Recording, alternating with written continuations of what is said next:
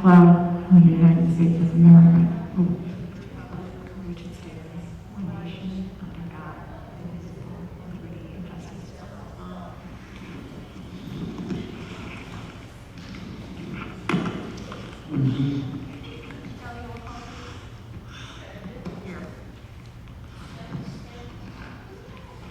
Here. Here.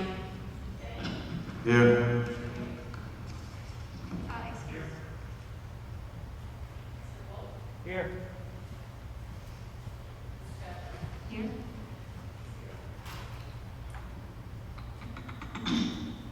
Oh, here, sorry. Did you say this here or here? Thank you. Henry, do you want to review the fire exits? Fire exits are in the rear of the theater. Thank you. Please stand for a moment of silence for Brenda Mae Oswald, who retired after 10 years as an administrative aide in Beacon High School.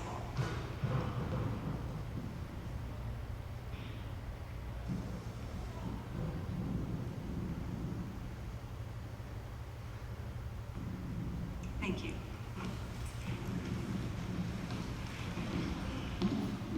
So first we're going to have open to the public. I do see a couple people in the audience. I just want to remind anyone who hasn't been here before that we have 4 minutes per person. Is there anyone that would like to speak?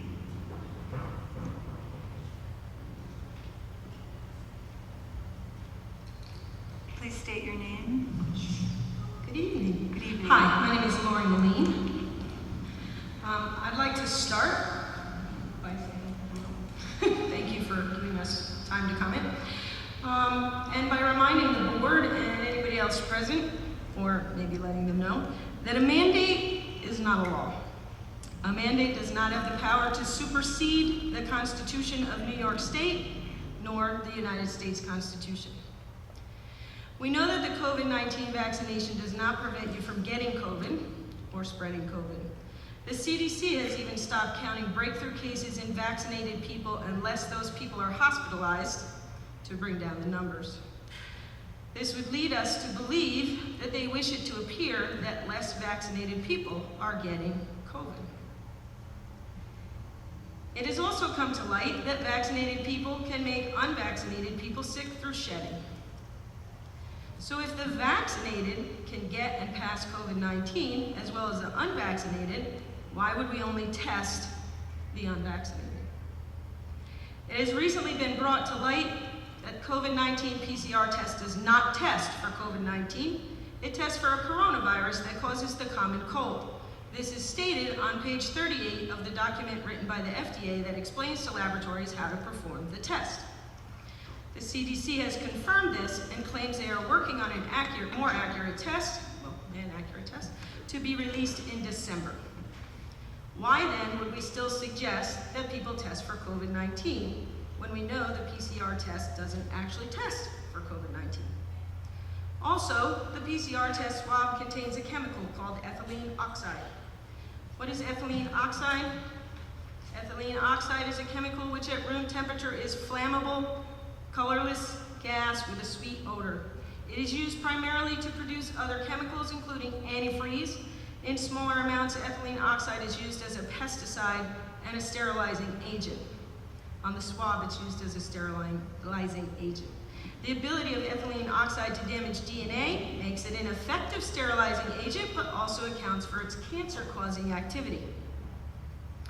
I have never had a PCR test. However, I've known several people who have, and almost all had adverse reactions to the test, including pain and migraines. Aside from these side effects, there are people who have sensitivities, i.e. allergies, to these chemicals. For example, I can't even be in the same room with chemicals like hand sanitizer, Lysol, many perfumes, colognes, and spray deodorants without risking an evening in the emergency room. Because I have allergies to ethylenes, I would not be a candidate for the PCR test, yet you wish to force me to do this test once a week because I'm not vaccinated. So let's review. A mandate is not a law. Vaccinated people can get and pass COVID. Vaccinated people can make unvaccinated people sick. The COVID-19 PCR test does not actually test for COVID-19. It test swab contains a cancer-causing agent that damages DNA, causes migraines and histamine reactions. The Constitutions of the United States and the state of New York both give us the right to decide what medical procedures are performed on our bodies. There are too many flaws in this narrative. Why waste time and money on a test that doesn't tell us what we want to know? Why would we only test half of the people that could have and pass on COVID? Why would we risk the health of students and employees for absolutely no reason? Unfortunately, the only possible answer to this question is to coerce the unvaxxed into getting vaxxed. And why would we want to ignore the constitutional rights of Americans by coercing or forcing them to take a shot? Not a vaccine, by the way, it's an experimental gene therapy that will alter your DNA, that has more deaths and adverse reactions associated Ms. with Mullane, it. that's 4 minutes, so if you don't mind going up, you're welcome to submit any comments to the board. Okay. Thank you for sharing your thoughts.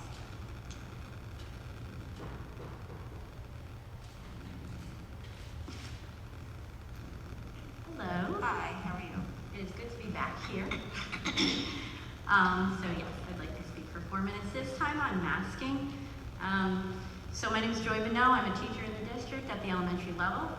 And today I wanted to speak on masking because at our town hall meeting, when Dr. Landau was asked about the possible adverse effects of masks on children, he said he was not aware of them. So there is much information about both the effectiveness or ineffectiveness of masks as well as the harms to people. So I wanted to just get into that really quickly. I found a very good article from Swiss Policy Research Center, and the article is called "Are Face Masks Effective?" which of course I will share with you.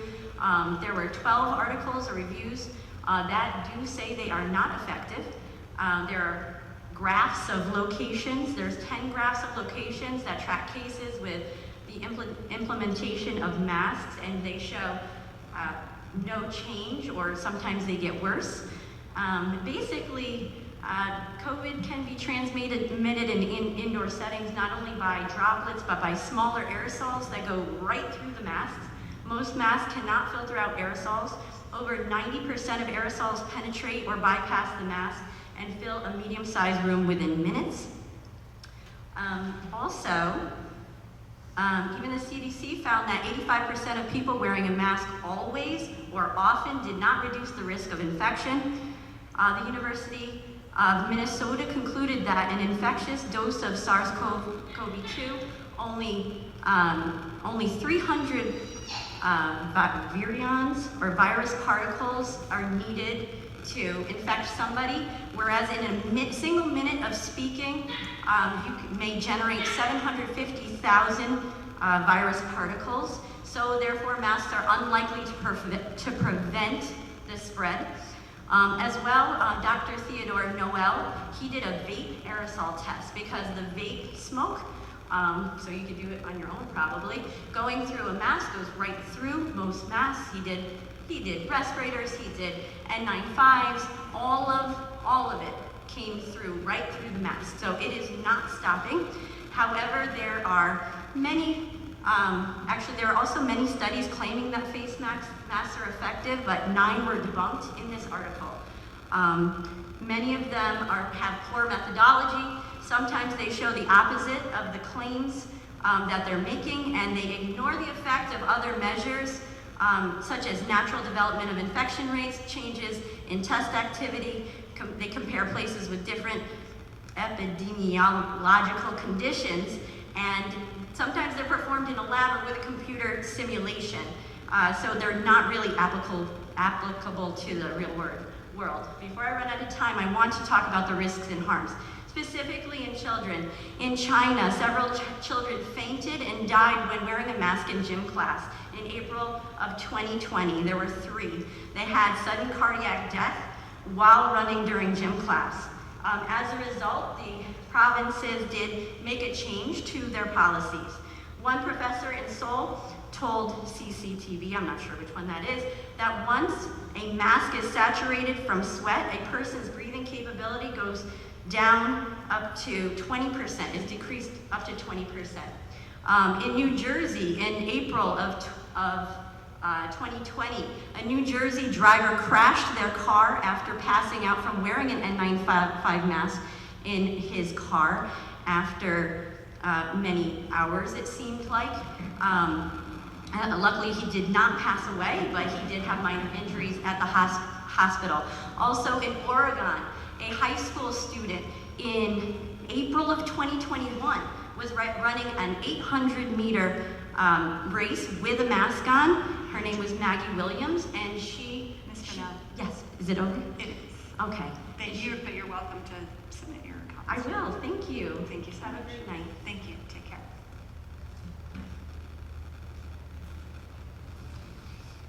Is there anyone else that would like to make a public comment?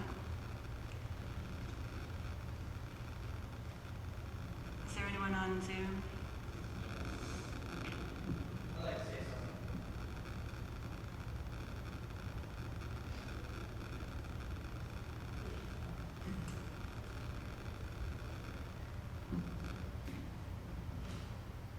How's everybody doing? My name is Justin Riccobono. I work here. I'm actually on shift and at the front with another fellow security guard. I know there's been a new directive from the state in relation to testing, or we could opt out by being vaccinated.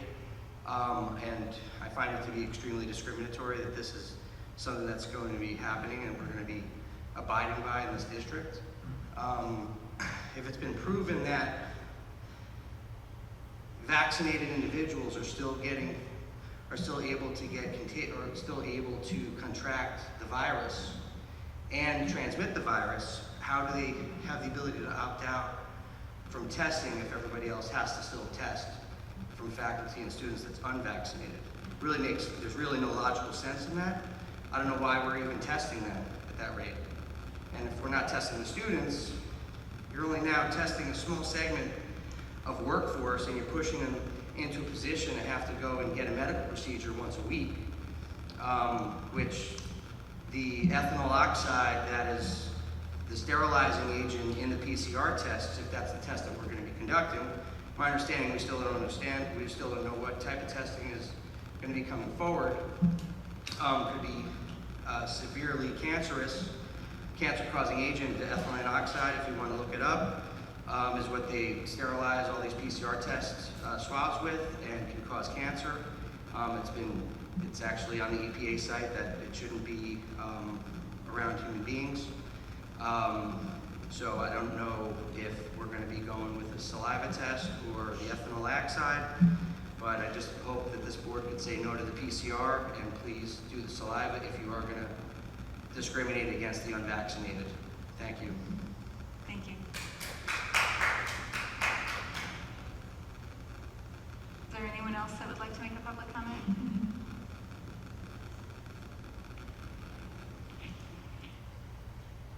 Is there anyone online? Okay, thank you. Okay, next we have Anne Marie updating us on reopening. Thank you. Dr. Lando, unfortunately, was not able to be here, but he should be here soon. So I'm going to start the slides.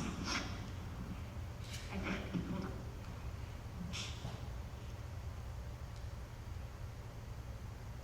I need help.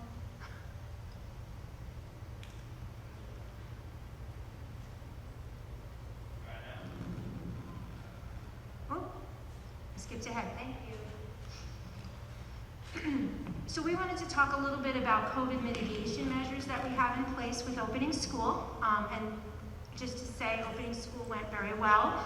It was very exciting to see all of the kids back in school in a more normal routine from last year. So our mitigation measures in place, we're going to talk about outdoor lunches. We're going to talk about reduced class size at the elementary schools. I'm going to talk briefly about the testing program for unvaccinated staff, what we know so far, so we don't know everything yet, and the testing program for students only with parent consent. So these are a couple of pictures of things that we did to encourage outdoor lunches. So it's picnic tables This tent happens to be in Forestville. These are, some schools receive tents in addition to the permanent structures that we put into place over the summer, into late spring, early summer. So the kids are actually enjoying themselves. They're outside, they're eating lunch. We're encouraging that as much as possible. This is actually a picture of one of the permanent structures. Again, this is at Rombout with the picnic tables. And you also notice Rombout has picnic tables all underneath the side by the gym. So we really are encouraging, the kids are really excited about eating outside. We do have a plan for if we have inclement weather. We have some enclosures. We have, a plan to keep kids separate and safe while eating lunch. That's just another shot of the permanent structure with the picnic tables. So one of the other ways we are mitigating COVID is reduced elementary class sizes. So we've added 3 one-year positions to reduce the class sizes in 3 of the elementary schools. Those teaching positions are being funded through the American Rescue Act, which is part of the federal stimulus that we received. So for the 21-22 school year, the average elementary class size is 15.5, and the 4 schools average range from 15 to 16 and a half in each classroom. So we're really happy about that. This is able to spread kids out and have a more interaction with teachers and students. So testing the unvaccinated staff, I know some of our staff had talked about it. I can tell you what we know so far. So Dutchess County is working with all of the districts in identifying vendors for the testing program. So they sent out a request, an RFQ, a request for quotes on Friday of last week. They will be receiving various information from various companies and then preparing a sort of laundry list of companies that are interested in doing this, and then that will be distributed to the districts. The Dutchess County is the main main organization that's actually doing this because they receive the federal funding to pay for this. So for now, we are not paying for the testing. We are mandated to test unvaccinated staff. We will make it available to students, but we need parental consent. But for now, students are the optional piece and staff is not. Vaccination clinics, so the partner that we pick, we would prefer it to be here on staff. That would make, on site, that would make it a lot easier for our staff. I know that, Justin just mentioned the comment about what type of test. We have received a lot of questions about that. Until we receive the list of vendors and what tests they're able to give, we don't know the answer to that yet, but we would be more than happy to share that with the staff once we know. We are collecting right now. We have sent an email out by Friday. We would like to know if people would like to opt out of the testing, then they are able to provide us with a copy of their vaccination card. And if we don't receive the vaccination card, then we know that they're going to be testing, and we are going to come up with a procedure to try to minimize the amount of impact it has on the staff. But again, we're kind of at the mercy of Dutchess County until they receive all of the vendor information back and what's available to go forward. I think that's it. Does the board have any questions? So you said the county is paying for the testing, but are they providing the staff to do it, or they're providing the tests and it would be our staff administering the tests? So my understanding, the company that they actually contract with would come with staff. It is not our understanding that our staff would have to conduct the tests. Our staff would have to organize it, so we would have to make sure and ensure that staff that's unvaccinated receive tests every week. We were told that the Department of Health could come in and monitor and make sure that we are doing what we're supposed to be doing. They have the authority to impose fines on districts if they don't comply with this order that we received. So we're taking this very seriously. I have a question. Yes. With the parental consent, what is the process for that? Would there be a write-out, an email? Usually we ask some in writing, so we would send something out in email, but we would ask the parent to sign that they approve for it, or some kind of electronic signature. But we would definitely have to have the parent consent before a child is ever given a test. Okay, and that would be inside the school that the children would be tested? Well, we did some pool testing, as it was called, last year. And when we did that, again, that was parental consent, but we actually asked the parents to come with the children to have it done. So I think we would prefer that, to have that, but I'm not 100% sure how that's all gonna work. But that's how we did it in the spring. It was our nurses that actually administered the test that we received from the state. So we had parental consent ahead of time, but we actually had the parent come with the student at a set time and get tested. Okay, because my thought process was if they were coming from class, decided that they want to get tested, and then even if it's the rapid, that's still about 40 minutes. So would they just be sitting there for 40 minutes and miss that class, and then find out if they're negative or positive, and then have to go through that and probably miss that class and or a different class? So it can be kind of confusing. It is, I will be totally honest with you, it's a very overwhelming process that we're trying to wrap our head around right now, so I completely understand that question. We would try to, especially for students, we would try to minimize the amount that they would miss class. Okay. So we could try to organize something right before school, right after school. Again, we have a similar issue with our staff. You know, we've been asked by our staff, will it happen before work, after work, during work? So again, all of those logistics we're still working out. We don't know yet. It depends on who the vendor is and what arrangement we can make with them. Okay. Okay? Oh, go ahead. Yeah, do we have any good information about the percentage of our staff members who are vaccinated or who are not? We will have that information probably at the end of this week, the beginning of next week. So we sent an email out last week asking people to provide proof, a copy of a vaccination card. We set up a secure email address that they could put it to so that only 3 people in the whole district have access to. So we have that information. You know, we're not going to do anything with it. I know we had some questions about that as well, but we will have, you know, very good information definitely by the next board meeting of what the percentage of staff is.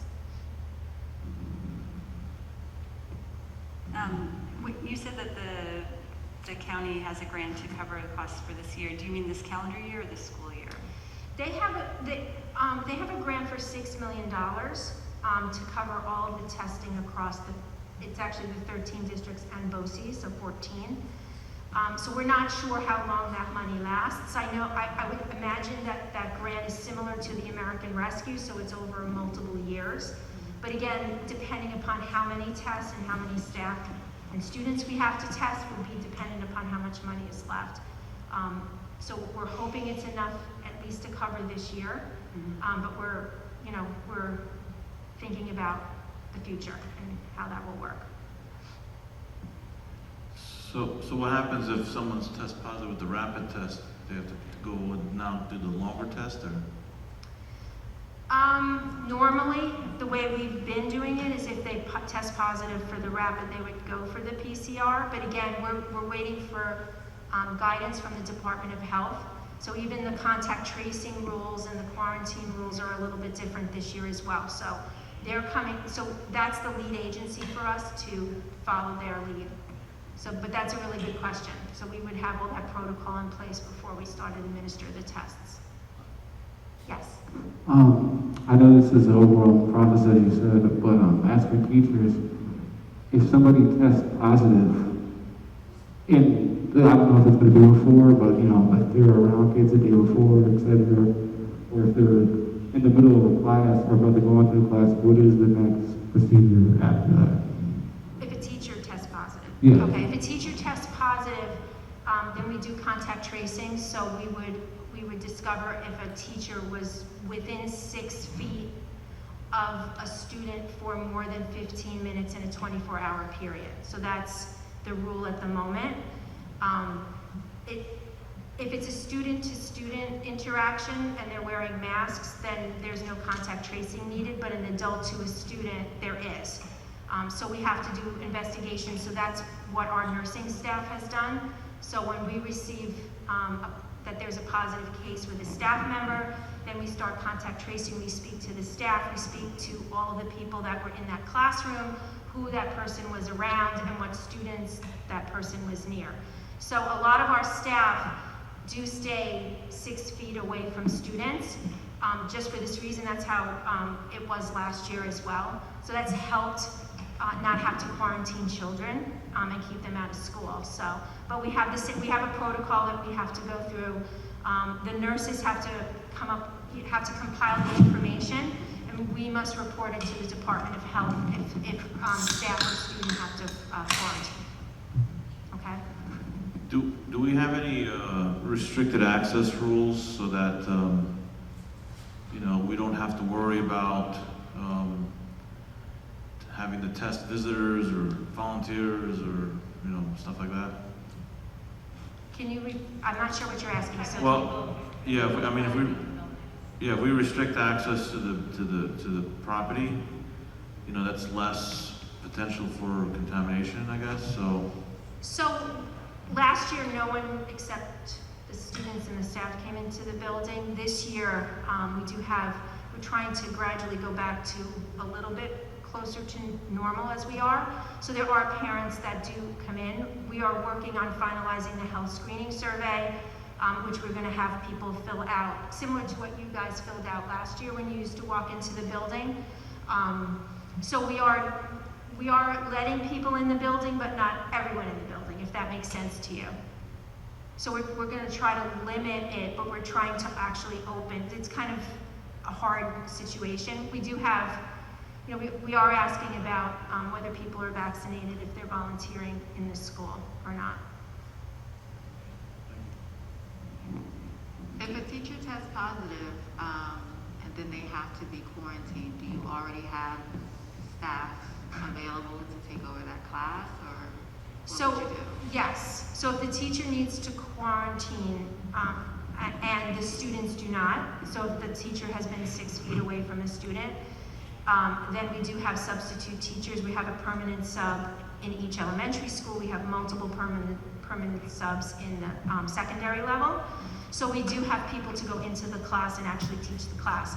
In those cases, the teacher provides the work, and then the substitute would teach the class. When do you expect the screening form to be ready? Is it going to be ready this week? Hopefully Monday. We have the new company agreed upon. The other company was fine, but it didn't compile the information as well as we like. It was very manually excessive, trying to compile the information. So Mike Keeley's working on the company part. We're working on the questions part. So we should hopefully have it up and running at the beginning of next week. Okay. To be sending out. I'm sorry if you already That's okay. mentioned this, but in terms of the testing program, I know there's funding available, but how much do you anticipate that costing in the coming So I school think year? it depends. We were asked to give numbers to the Department of Health. So we gave them our staff information, our student information. Once we compile who was vaccinated and who would not need to be tested every week, then we would have that number as well. So I think it totally depends on all 14 entities within Dutchess County and how many people they need to test, because that funding source is for the entire county. But do you have a sense of how much you think it would cost for the Beacon City School District alone? It won't cost, I'm hoping, it doesn't cost the Beacon City School District anything this school year. When we spoke to the Department of Health, they actually really strongly believe that money would cover this year. But we would know more once we received a request for quote, because then we would be able to see how much that entity that we're using is charging Dutchess County. So we would have a little bit more information once we decide upon the agency that we use. Okay, then we'll know how much money is being put toward, like how much funding we have to get toward this. If it ran out, Yeah. right? Like if it were to continue and they were to run out of money, yes. Okay. We will do that. Our thought is that we will use, if the district had to pay for anything, we would use rescue money. Rescue money, okay. Well, if a teacher is positive and they're quarantined, are they paid for those 2 weeks?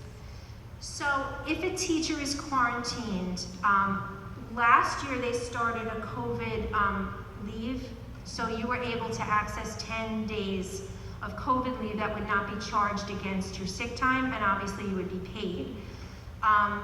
My understanding, and again, this might have changed, my understanding is those 10 days carry over into this year. So if you didn't quarantine at all last year and you have to quarantine this year, then you have the 10 days available.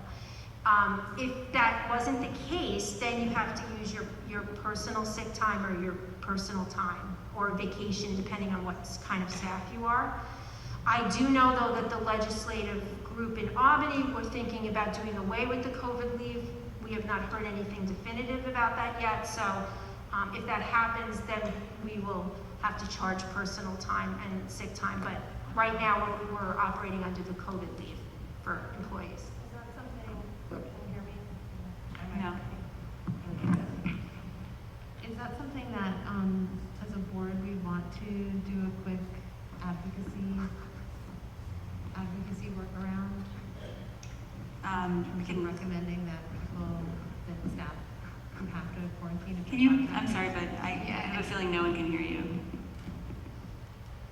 They recommended just clipping it to your mask. No, I did that before. Is that better? Can you speak up?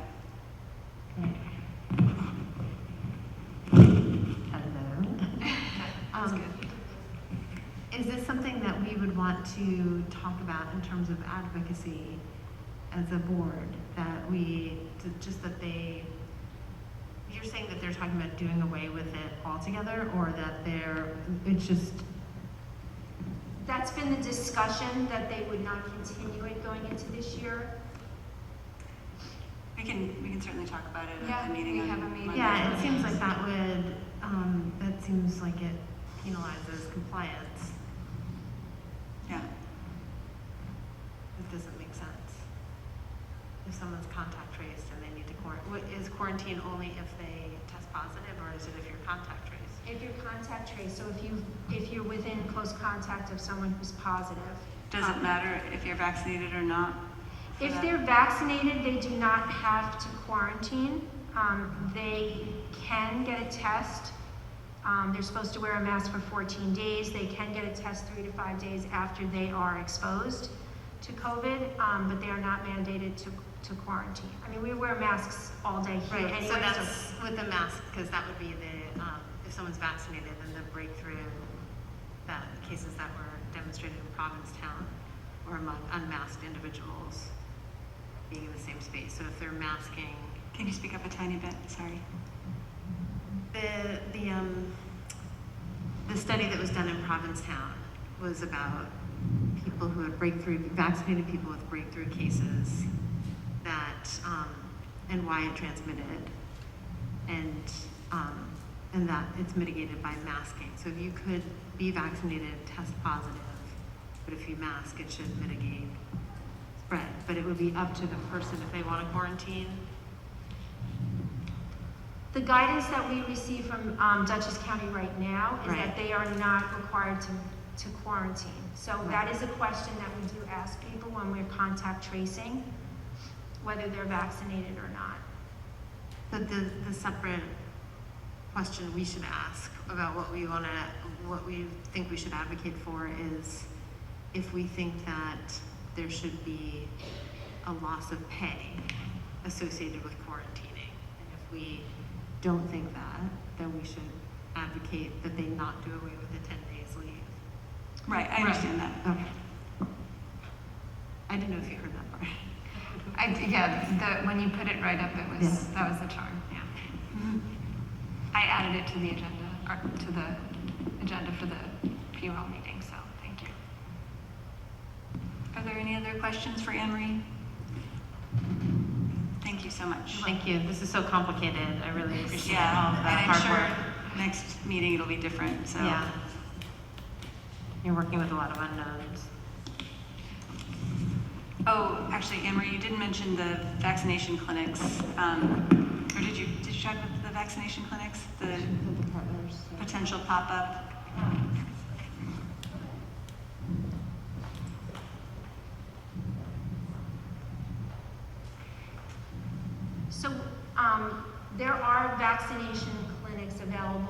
over the next couple weeks in other school districts and other areas, but Matt really was interested in having another vaccination clinic here, a pop-up for students 12 and over, and for adults and staff. It was very successful last time. Even though you can go to a pharmacy or a doctor to get a vaccination, I think we really did reach a lot of people when we ran the vaccination clinic. I know Dr. Neal that did that clinic is doing something in Wappingers next week for an hour, so we're really trying to get him to come back and try to reach more people that way. I have a question about that, actually. Yes. Would that include third shots, booster shots for like students who were vaccinated at the clinic here already? So I don't know very much about the booster shots, although I'm trying to keep track. As far as I understand, only people that have an autoimmune are able to get booster shots, and I believe they're only Pfizer at the moment.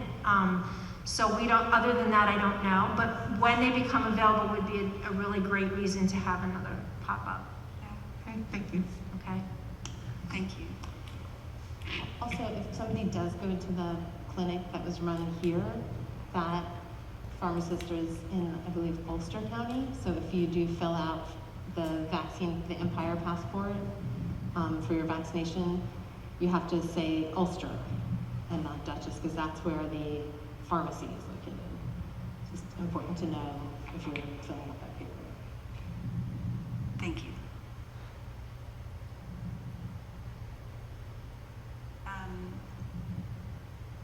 Can I have a motion to adjourn to executive session to review the employment history of particular individuals? Anthony, so moved. Anthony, second. Second. Who said second? Alyssa? Second by Alyssa. Comments or questions? All in favor? Aye. Opposed? Passes 8-0. The board expects to return in a half hour.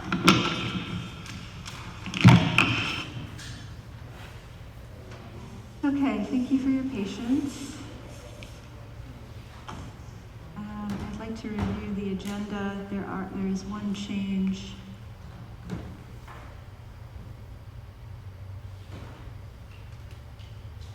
Which is, there's an addition to the instructional agenda 11.05R1. Are there any parent groups that would like to speak? I don't see any in the audience. Is there anyone online? Are there any parent groups or student groups online?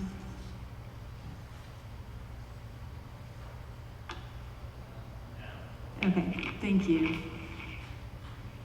Superintendent's report.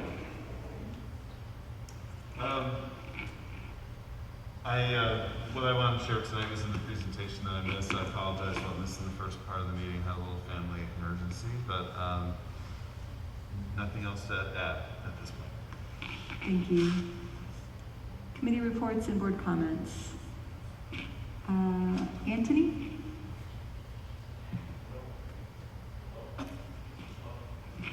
Hello? Yeah, I don't have much to report. Thank you. John? Yeah, I have two quick things. I would just first like to congratulate the Beacon Bulldog football team for winning their first game. That was really exciting. I popped by and watched it for a few. It was great to see them out there enjoying themselves and playing hard. And also, October 30th, I will be having my annual trunk or treat event at the Pop Warner parking lot over by Memorial Park. And if anybody would like to volunteer, you can contact me at johngallowayjr30@gmail.com. Thank you. Jasmine? Nothing to say at this moment. No comment? No comment. Alyssa? Yes, I actually had a couple of questions based on some conversations I saw, of course, on social media. At the middle school, are sixth graders no longer in kind of their own wing at the middle school? No, they're not. Last year, we moved all the teachers around to be kind of with their content, so it cuts down a little bit on, cut down a little bit on travel time, I think. The reason I ask is there was a discussion on social media on the Beacon School parents about the locations of sixth graders' lockers versus their classes and not having enough time to get around and get from one end of the school to the other, I guess, and they're carrying these heavy backpacks all day and being told they can't go to their lockers when they want to. So I was just curious about that and whether that is something that is being addressed. There were at least a dozen parents discussing this today. So I just wanted to bring it up so that, because I am paying attention to what these parents are saying.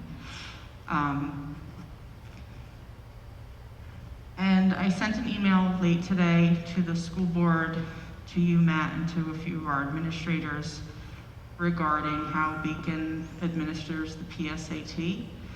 And I won't rehash what that email stated now because it was kind of long, but I wondered if we could put on for new business for a future meeting to discuss how we administer and notify the school community about the PSAT for 9th and 10th graders.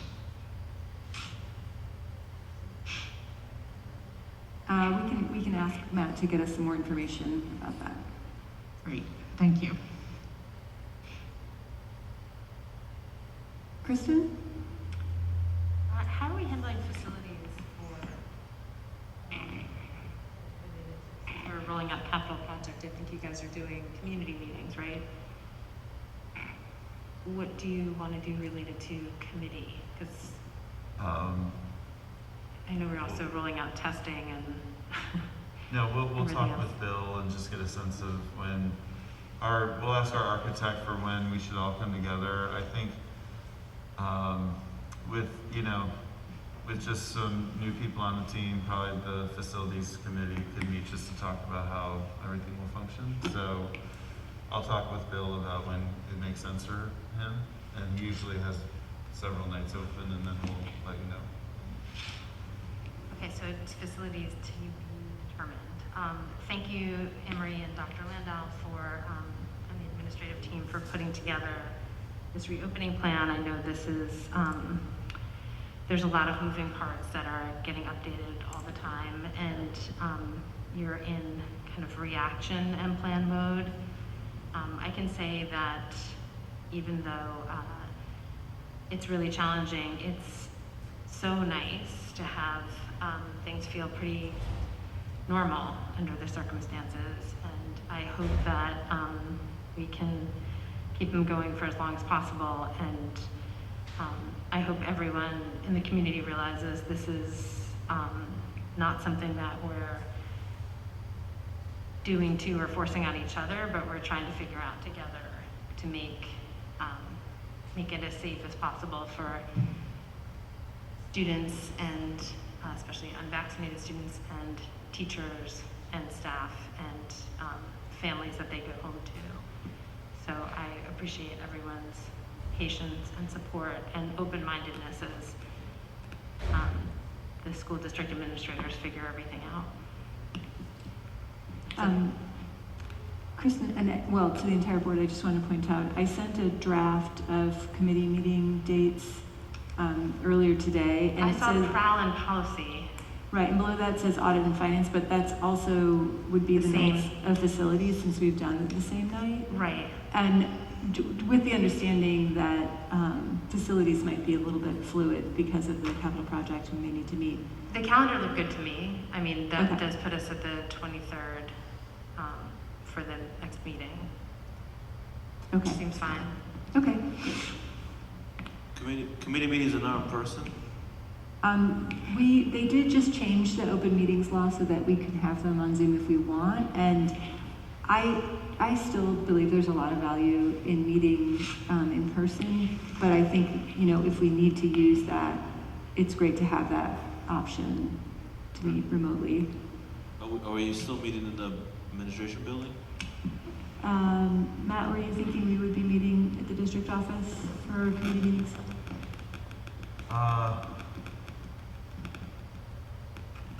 Yeah, there may be some that it makes sense to use LGI, so So if maybe a little bit of both.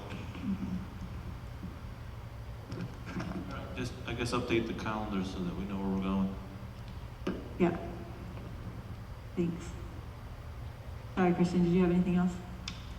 No, I mean, one thing I would say is I also appreciate a lot of people sharing information before accepting something as fact. Always do a couple of searches to see if you can verify it, if things that are cited are accurate, and look at the sources they're from.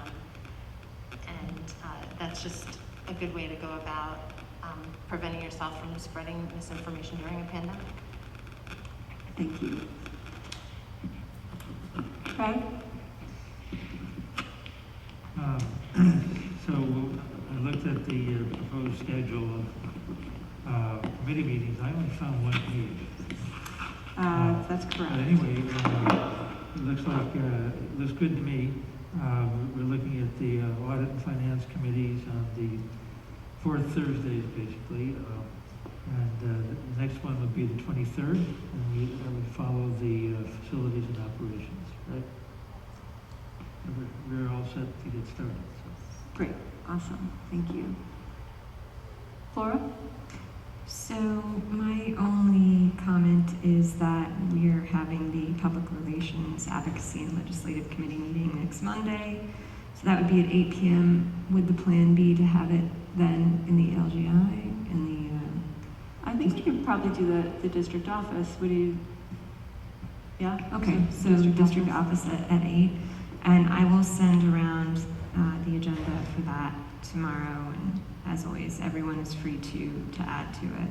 Okay, thank you. And so, Alyssa, you didn't mention, but I guess we're having policy at 7. Yes, I neglected to mention policy will be at 7 on the 20th.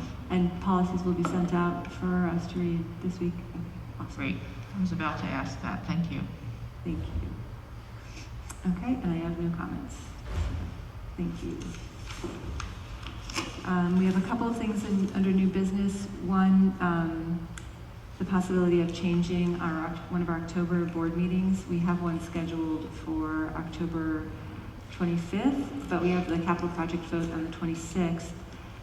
We are not able to use the election machines this election, so it's going to be paper ballots. Therefore, we will not be able to get a result that night.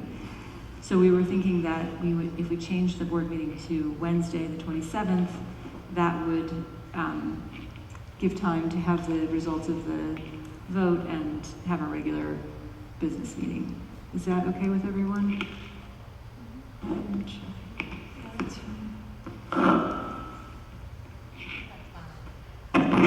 think that's fine. Let me check, right? That would be at the regular time, 7 p.m. 7 p.m. Okay. So, since we adopted it, I want to have a motion to amend the board meeting calendar. So moved. Second? Moved by Craig, second by Flora. So this is a motion to amend the board meeting calendar, changing the October 25th meeting to October 27th. Are there any comments or questions? All in favor? Aye. Opposed? I'm in favor, passes 8-0. And the second thing is to discuss choosing a voting delegate for the NYSBA annual business meeting. This is a meeting that Flora was the delegate for last year. We have 2 resolutions that we are hopefully adding to the end. Yes. And Flora had expressed interest in participating again. Is that true, Flora? Yes, yes, I Put words in your expressed own. interest, yes. So is that okay with everyone if Flora continues in that role? Okay, I'm going to take that as a yes. Thank you. So moving on to the consent agenda. The use of the consent agenda permits the Board of Education to make more effective use of its time by adopting a single motion to cover those relatively routine matters which are included. Any member of the board who wishes to discuss individually a particular piece of business on the consent agenda may so indicate, and that item will be considered and voted on separately, thus preserving the right of all board members to be heard on any issue. Are there any items that any board members would like to have removed from the consent agenda? Seeing none, can I have a motion to approve 11.01 to 11.09? So move. Laura, is there a second? Second. Anthony. Second from Anthony. Comments or questions? All in favor? Aye. Opposed? I am also in favor. Passes 8-0. Can I have a motion to adjourn the meeting? Anthony, so moved. Is there a second? Second. Anthony, second by Flora. All in favor?